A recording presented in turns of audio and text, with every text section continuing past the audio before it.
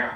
It shouldn't come as a surprise to anyone that being in nature is good for you. When you're outside and breathing in the aroma of the forest, you're exposing yourself to natural tree oils known as phytoncides.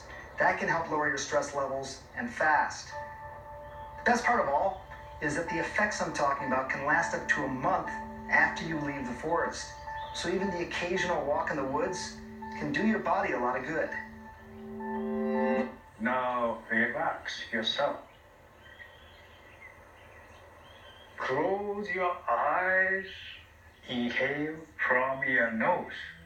7 seconds. Let's begin. 1, 2, 3, 4, 5, 6, 7. Standing in these mountains, I feel completely relaxed. Humans evolved in nature, so it makes sense that our nervous systems respond to natural chemicals, the aroma of the forest. But can it really be that simple?